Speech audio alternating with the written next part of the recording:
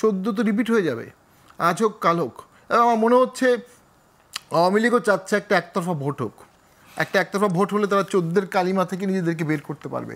স্বরাষ্ট্রমন্ত্রী উনি একটু বিবৃতি দিয়েছেন যে সহ্য করা হবে না, তো উনি তো সহ্য করেই যাচ্ছেন, মেনে নেওয়া হবে না, উনি তো মেনেই নিচ্ছেন।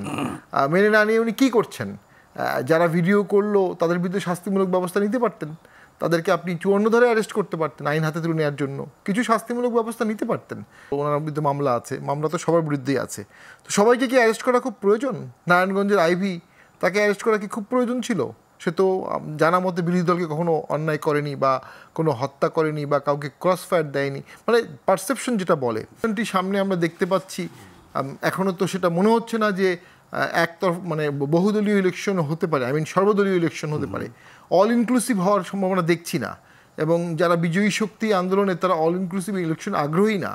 তারা 14-18 প্রধান উপদেষ্টা একটা ব্যাখ্যা দিয়েছেন, ইনক্লুসিভ ইলেকশন মানে সকল দল না, জনগণ, সকল জনগণ। সে ব্যাখ্যা তো বলা যায়, সকল জনগণ, জনগণ তো ভোট দেবে দলকেই। তো অবশ্যই একটা পার্সেন্টেজ অফ পিপল যদি প্রথম থেকেই তাদের প্রতিনিধি না পায়, তারা ভোট কেন্দ্রে যাবে না। যখন তারা ভোট কেন্দ্রে যাবে না, তখন যারা অপোজিট প্রতিদ্বন্দ্বী থাকবে তাদের সমর্থকরা ভাববে যে আমরা তো জিতেই গেছি, আমরা ভোট কেন্দ্রে যাবো কেন? যে কারণে আমাদের মেয়র তাপস সাহেব যখন ভোট করেছিলেন 5% থেকে 10% ভোট পেয়েছিলেন। স্বামী ভাই, আপনি আইনজীবী, আপনি রাজনীতিবিদ, আপনি সাবেক আইন প্রণেতা, মব ভায়োলেন্স বাংলাদেশে থামছে না কেন? একটা হচ্ছে যে সরকার এই বিষয়ে আসলে সচেষ্ট না, কারণ একটা মবটাকে সরকার সরাসরি পারসিভ করছে না, মবের ভিকটিম সরকার হচ্ছে না। এবং যেটি হোসেন জিল্লুর রহমান সাহেব কালকে বলেছেন একটা প্রোগ্রামে, যে এই সরকার কুম্ভকর্ণ থিওরি নিয়েছে, যা কিছু ঘটবে ঘটবে, ফান্ডামেন্টাল কিছু জায়গায় তার আঘাত না আসা পর্যন্ত তারা ওভারলুক করছে। রাষ্ট্র আর মব একসাথে চলতে পারে না। রাষ্ট্র তো তন্ত্র, রাষ্ট্র মানে সংবিধানতন্ত্র, সংবিধানতন্ত্র মানে সীমাবদ্ধ তন্ত্র। সেই সীমাবদ্ধের মধ্যে থাকবে আইনের শাসন, সেখানে অ্যারেস্ট হবে, অ্যারেস্টের সময় কি কি নিয়ম থাকবে, অ্যারেস্টের পরে আপনাকে 24 ঘন্টার মধ্যে প্লেস করতে হবে, আপনাকে অ্যারেস্ট করার পরে লয়ারের সাথে কথা বলে দিতে হবে। এগুলোর ব্যত্যয় আওয়ামী লীগের আমলে হয়েছে বলেই আওয়ামী লীগের পতন হয়েছে, এবং ইতিহাসের ধারাবাহিকতা ভিন্ন দিকে চলে গেছে। এখন তো নতুন ধারাবাহিকতায় আমরা আইনের শাসন দেখতে চাই, সংবিধানের শাসন দেখতে চাই, রাষ্ট্র শাসন দেখতে চাই। তাহলে সরকার যদি থাকে, সরকার থাকতে হবে, আর যদি সরকার যদি না থাকে তাহলে সরকার থাকবে না। কিন্তু সরকার থাকবে আবার মব থাকবে, এটা তো হতে পারে না। এটা তো কোনো পৃথিবীর কোনো দেশে আমরা শুনিনি, দেখিনি, জানিনি, শুনিনি। এই জন্য তো ছাত্ররা আন্দোলন করেনি। এখন যদি কেউ অপরাধী হয়ে থাকে তাকে অ্যারেস্ট করবেন। আমরা গত 6-7 দিনে দেখলাম বেশ কিছু অনেক অ্যারেস্ট হতেই পারে মামলা থাকলে। তার মধ্যে একজন শামসুল আলম সাহেব, মোহন সাহেব, পিওর একাডেমিশিয়ান, সারা জীবন পড়ালেখা করেছে, পরিকল্পনা কমিশনের সচিব ছিলেন, পরিকল্পনা কমিশনের সদস্য ছিলেন, এবং পরে টেকনোক্র্যাট মন্ত্রী হয়েছিলেন অল্প সময়ের জন্য, ভোট টোটো করেননি চাঁদপুরে। তো আওয়ামী লীগ খুব যে করতেন তাও না, আওয়ামী লীগের কোনো পদ শেষের দিকে নিয়েছিলেন, আগে ছিল না। তো ওনাকেও অ্যারেস্ট করা হলো, ওনার বিরুদ্ধে মামলা আছে, মামলা তো সবার বিরুদ্ধেই আছে। তো সবাইকে কি অ্যারেস্ট করা খুব প্রয়োজন? নারায়ণগঞ্জের আইভি, তাকে অ্যারেস্ট করা কি খুব প্রয়োজন ছিল? সে তো জানা মতে বিরোধী দলকে কখনো অন্যায় করেনি বা কোনো হত্যা করেনি বা কাউকে ক্রস ফায়ার দেয়নি, মানে পারসেপশন যেটা বলে। অর্থাৎ একটা অ্যানিহিলেশন প্রসেস চলছে, এবং যে কারণে এই মবটা শক্তিকে অ্যানিহিলেট করতে চায় মনে হচ্ছে এটা আওয়ামী লীগকেই আপাত দৃষ্টিতে অ্যানিহিলেট করার চেষ্টা করা হচ্ছে, যেটা আসলে কখনো অ্যানিহিলেট করা যায় না কাউকে।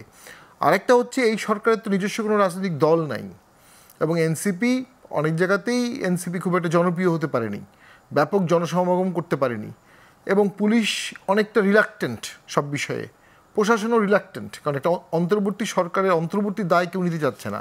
তাহলে সরকার একটা ভয়ের কালচার তৈরি করছে, সেটা হচ্ছে মব। এই মবের ভয়ে অনেকেই চুপ থাকছে, অনেকে পালিয়ে থাকছে, অনেকে কথা বলছে না। এতে সরকারের লাভ কি হচ্ছে? এতে সরকারের লাভ হচ্ছে যে সরকার একটা অথরিটেরিয়ান, সেমি অথরিটেরিয়ান রিজিমের মধ্যে চলে যাচ্ছে।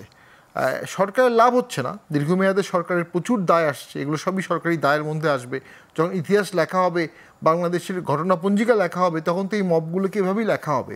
তো আমি মনে করি ডেফিনেটলি স্বরাষ্ট্রমন্ত্রী উনি একটু বিবৃতি দিয়েছেন যে সহ্য করা হবে না, তো উনি তো সহ্য করেই যাচ্ছেন, মেনে নেওয়া হবে না, উনি তো মেনেই নিচ্ছেন।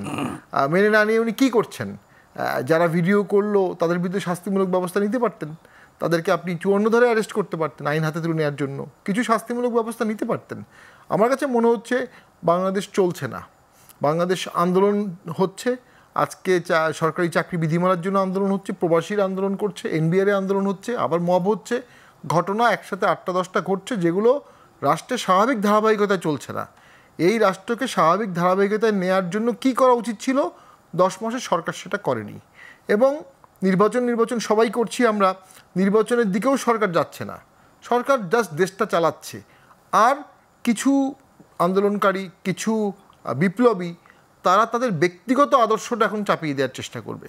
এবং খুব দ্রুত বাংলাদেশে আমি মনে করি 71 ভার্সেস আদার্স একটা পোলারাইজেশন হয়ে যাবে, প্রগতিশীল ভার্সেস আদার্স একটা পোলারাইজেশন হয়ে যাবে, ইসলামিস্ট বা আলট্রা ইসলামিস্ট ভার্সেস আদার্স লিবারি, এটা একটা পোলারাইজেশন হয়ে যাবে।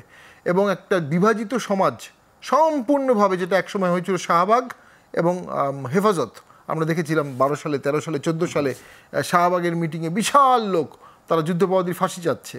আবার কিছুদিন পরে ইসলামের শাসন শরিয়া আইনের জন্য হেফাজতের বিশাল আয়োজন। জাতিটা দুর্বিভক্ত হয়ে গেছে।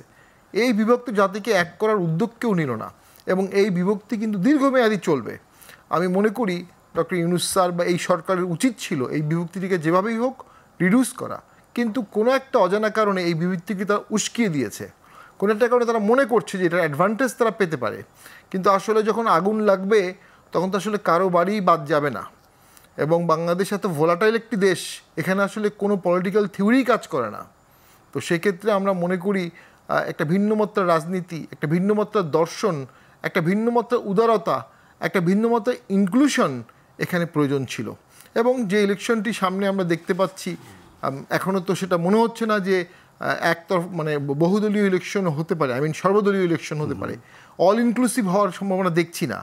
এবং যারা বিজয়ী শক্তি আন্দোলনে, তারা অল ইনক্লুসিভ ইলেকশন আগ্রহী না। তারা 14-18 প্রধান উপদেষ্টা একটা ব্যাখ্যা দিয়েছেন, ইনক্লুসিভ ইলেকশন মানে সকল দল না, জনগণ, সকল জনগণ। সে ব্যাখ্যা তো বলা যায়, সকল জনগণ তো ভোট দেবে দলকেই। তো অবশ্যই একটা পার্সেন্টেজ অফ পিপল যদি প্রথম থেকেই তাদের প্রতিনিধি না পায়, তারা ভোট কেন্দ্রে যাবে না। যখন তারা ভোট কেন্দ্রে যাবে না, তখন যারা অপোজিট প্রতিদ্বন্দ্বী থাকবে, তাদের সমর্থকরা ভাববে যে আমরা তো জিতেই গেছি, আমরা ভোট কেন্দ্রে যাবো কেন।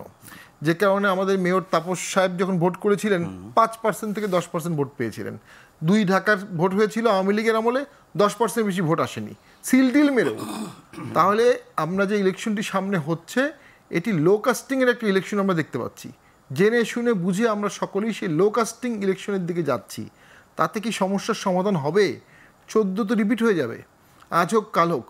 এবং আমার মনে হচ্ছে আওয়ামী লীগও চাচ্ছে একটা একতরফা ভোট হোক।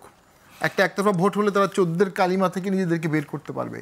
তো এই বিষয়গুলোতে তো আমার মনে হয় একটা দীর্ঘমেয়াদী 10 বছরের একটা পরিকল্পনা করা উচিত ছিল, 10 বছরের একটা রোডম্যাপ করা উচিত ছিল, 10 বছরের একটা বন্দোবস্ত করা উচিত ছিল। সেটা কেউ করলো না, এটাই আমাদের দুঃখ।